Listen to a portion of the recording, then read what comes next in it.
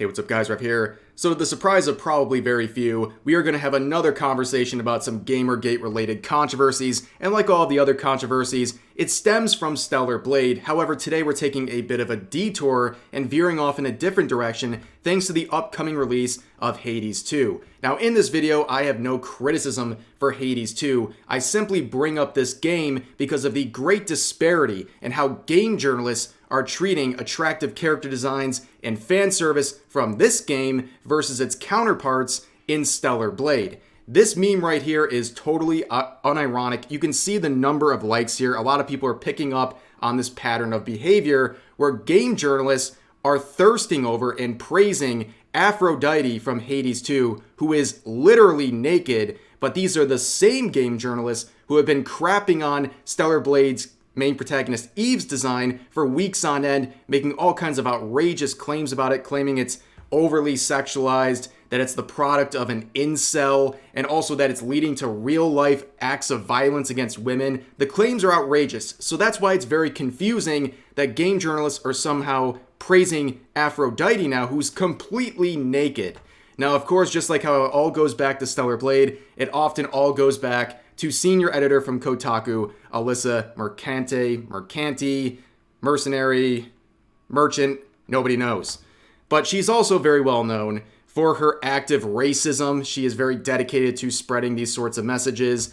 And of course, here's one of her recent tweets thirsting over this character Aphrodite saying, "Mommy." Now, we've entered the safe horny arc here where this character has clearly been deemed safe horny. Now, what does that mean? Basically, it's when Twitter or game journalists just decide out of thin air that a certain character is okay to sexualize or to thirst after. And it looks like Aphrodite from Hades 2 is the latest one to be a part of that trend.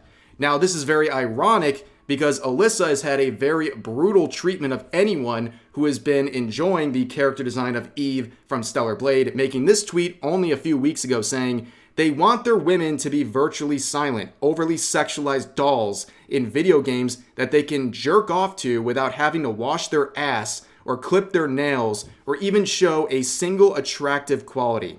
Seems like a lot of projection, but this is quite ironic given her comments about Aphrodite. Now you can see she also released another article, this time praising Hades 2 and the diverse, hot characters that she claims are in this game, because apparently the character from Stellar Blade that's based on an Asian woman is not diverse enough. Now we have these here. So let's jump into this article. There's a lot to go through here. So it begins by saying this: Hades Supergiant Games award-winning 2020 roguelite was renowned for its excellent combat, beautiful art style, entrancing music, and very, very hot characters. You'd expect a game about Greek gods who were purposefully attractive so that the normies of ancient Greece had something to aspire towards, to include a ton of hot characters. But Hades managed to exceed expectations, and from what I've seen from the Hades 2 technical test and Supergiant's latest gameplay stream, it looks like the sequel will be even hotter. Take that, cancel pigs. So you'll see throughout this article, Alyssa is very worked up about these characters from Hades 2, but this last part right here, take that, cancel pigs, really should be just rent-free, because she is referring to Mark Kern, who is a longtime member of the gaming industry, who she has been beefing with for several weeks. You can see her tweets constantly pointing out his age and trying to say all these disparaging things about him. Once again, also saying bad things about old dudes in games journalism. She clearly has a complex about older male figures, which, you know, the jokes kind of just write themselves in this situation. But moving on in the article, it says this: despite what certain corners of the internet might believe, there isn't a lack of attractive people in modern video games. Baldur's Gate 3 just set Game of the Year award records, and that game was full of hotties. But when compared to something like Stellar Blade's Eve, the standard bearer for the latest gamer culture war, the manner in which Hades depicts its characters and their attractiveness is fundamentally different.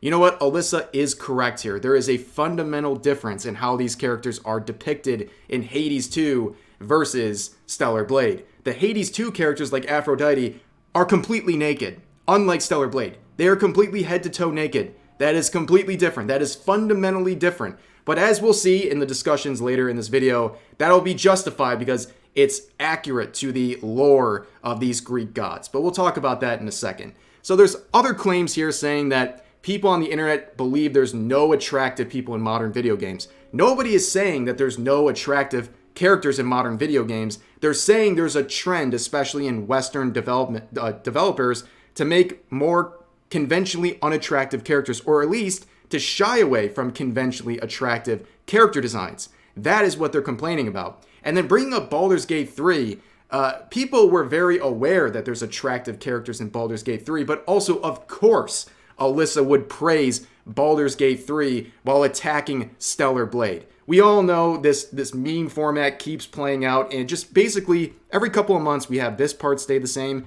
and this part get replaced with whatever the latest thing game journalists are complaining about, and you can see the outrageous hypocrisy here. But moving forward, we have this section saying, understanding Hades' hotness. Hades' characters' sexiness is woven into their personalities, as much a part of them as their wants, needs, and emotions, and their bodies, however scantily clad or salacious, are not in motion. They cannot be manipulated or posed or peered at from different angles. Instead, it's like you're looking at statues or paintings of these gods and their eternal, infinite sexiness. There is desire here, sure, but there is also power and reclamation. There is longing because you only get a tiny little taste of their beauty. The concept of look but don't touch is incredibly sexy. It's part of why strip clubs, many of which have strict rules on touching the performers, are so lucrative. Wow. First of all, calm down. You're getting a little too worked up talking about these characters from Hades 2.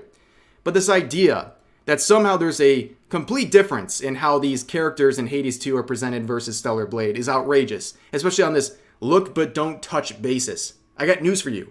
You're not touching any of these characters. They're not real.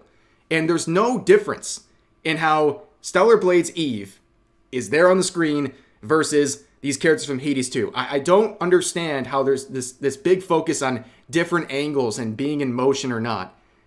I think it's all just gobbledygook to try to justify some sort of a difference when there really isn't. And also, if we're going down this route of the look but don't touch and trying to imply that strip clubs are somehow empowering, are we really doing this pitch?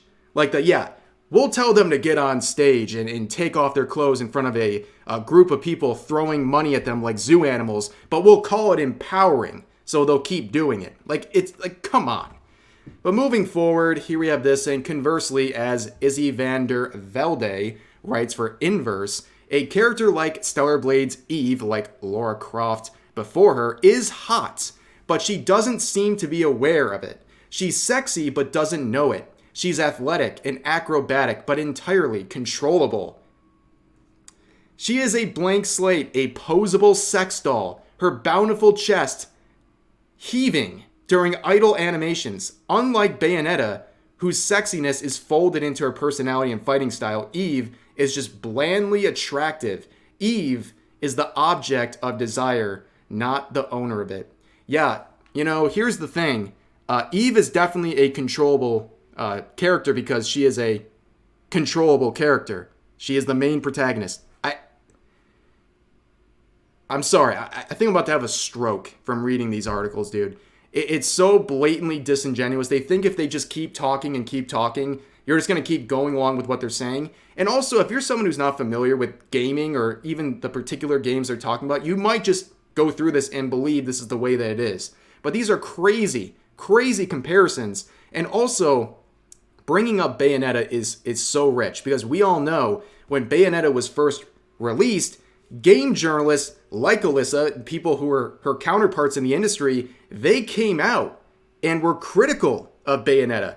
Journalists like Anita Sarkeesian were calling Bayonetta the male gaze, male gaze problem, and that her poses and her fighting style was actually degrading to women and made her less than as a character. First, the positive things about the game. She's a single mother, and that's kind of it.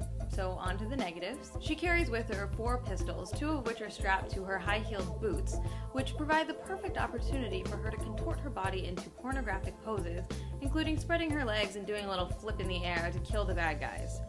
When she lands, she does a little sexy pose for the player, complete with the sound of a camera shutter snapping.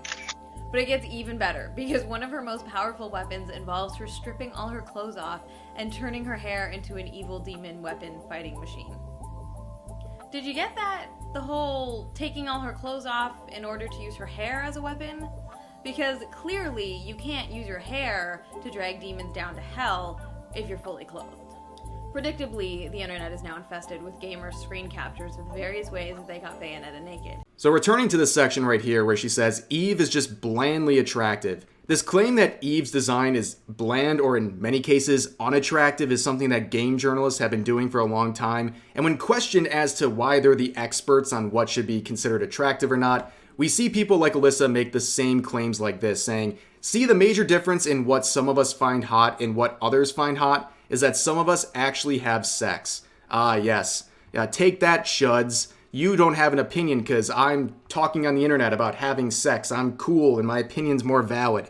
I hate to pull this card when this sort of thing's raised. Like, I'm a married man. I find Eve's character to be a good design. So does my wife. She agrees. Now what? Does the simulation crash or something? Does your brain short circuit because the scenario has been disproven? It's very weird to make these claims and use this sort of thing as a justification as to why you're right about something that's so subjective. And also this part down here, like, I don't really care what's going on in your life, but I know this, if you're bragging about these sorts of things and making claims like this on the internet, clearly you're very insecure. I think that's obvious. But moving on, people would find her Aphrodite a mommy tweet and start criticizing her, where she responded saying this: shocker, this is getting piled on by the bots. Aphrodite is the goddess of sexual love and beauty. Part of her character is how she looks, how stupid, dummy hot she is. It's the point. And that's the difference between this and some other depictions of hot women. There's a purpose. Ah, yes. There is a purpose. Really, is there a purpose for anything in video games? Is there a purpose as to why a lot of these things happen? No, it's because people want to consume this stuff in video games. It's what they want to see. And also with purpose, you know, a lot of the justification she's making for Aphrodite being naked or having a very similar body type to Eve from Stellar Blade is that it fits her Greek goddess type, okay? And here's the thing, okay? If you want to go by that logic, you could also extend that to Eve, who's based on the Bible, and say, hey, you know, the story of Adam and Eve, they could have an outfit for Eve where she's literally just wearing leaves to cover up her body. That has a purpose. Would that be okay in the eyes of people like Alyssa? No, it wouldn't. They would call it some kind of like overly sexualized, misogynistic, gross thing, and they'd be mad about it. But, of course, that hypocrisy is just to be expected at this point. But moving on in the article, we get a very racy section here saying this. In Hades 2, everyone is horny for each other, and thus it feels far less leery and creepy for us players to be horny for them too. These are sexual people, gods who are infamous for their rampant and often unchecked desires. Aphrodite, goddess of sexual love and beauty, would be naked and have pink hair down to her ass crack, and the wry smile she wears in her character photo implies that she knows you're hoping that one perfectly placed tendril over her nipple would shift ever so slightly. Yeah, I don't want to ever hear you talk about people being coomers and stuff like that on the internet. She has so many tweets bashing on gamers, calling them like porn addicts and stuff like that. I don't want to hear any of that after writing this light novel right here, okay? You can do you, but don't judge other people for doing far less than this paragraph right here, okay? Let's be honest. But continuing on, she talks about many different things, including this claim right here that there needs to be more muscle mommies like there are in Hades 2, and that there's a smorgasbord of sexiness on display, not singular, decidedly straight male-oriented take on attractiveness. Basically saying that games like Eve, or Stellar Blade and their main protagonist Eve, are the desire of straight male-oriented attractiveness. Now, of course, she was featured in a recent article here where they were talking about this exact subject, where they were trying to claim that this character design was from the male gaze, but also in the same article while mentioning Alyssa down here, admitting that all people, including women, non-binary people, straight and queer, everyone enjoys Eve from Stellar Blade. But somehow it's only the straight men who are the issue here. It's very, very strange. And that's what's happening again with this muscle mommy claim, where, again, we're trying to act like that's kind of different. We all know that that's something that's trying to fetishize body parts of a woman. Like, you know, they're trying to say, you know, this thing I'm into is superior and the thing that you're into is gross and weird. We see this happen all the time on the internet. But, of course, continuing on, we have this section right here saying, Hades 2 offers us extensive collection of finery, a lengthy CVS receipt of thirst traps, horny character models for horny characters who have ownership over their bodies. It is exactly the kind of hot that we need right now, and I can't wait to see more of it. The Hades 2 technical test is currently accepting signups on Steam, and early access release will come soon after. Stay hydrated, kids. It's going to get hot in here. Oh my gosh. Yeah, again, she's getting really into this article, but of course, people have seen this article and are clowning on it all over Twitter. And of course, as always, the comment section not really going the way they hoped. You see people saying like this, you have Chibi Reviews saying, no way you made this article, y'all are a bunch of hypocrites. And people saying, quick, someone tell Alyssa that they want to date her, referring to, of course, Aphrodite, because she was saying that about Mark Kern when he was claiming that he liked Eve from Stellar Blade, and she was mocking him by basically saying that someone needs to tell Eve that he wants to date her. Well, yeah, of course, that goes right back to you with Aphrodite. And here's some more saying, and there's no difference in this horny than the horny for Stellar Blade. You just want to make exceptions for what you like versus what everyone else likes. Aphrodite and Eve have zero differences in intent to be liked by the audiences. The kind of hot you guys need is a hot steaming cup of shut up juice. And here's more saying, nah, that's Eve describing these sorts of attractive characters. Hot characters for me, but not for thee. Can you please go out of business faster? And then we saw some people trying to defend this simping over Aphrodite while hating on Eve. This user saying, how are people misunderstanding this so hard? One character design is fantastic. She represents love, lust, and beauty really well with a dash of androgyny, which isn't only trans women, by the way. The other character is a lot more lazy and exists to attract clicks with goon clips. Stay mad. As this person's talking about a fully nude character. And again, too, this person points out, that's a woman, bro. There's nothing androgynous about this. They're trying to claim this is androgynous. Like, you kidding me? And in terms of the body type, too, they are, from the neck down, they look exactly the same. Aphrodite and Eve from Stellar Blade.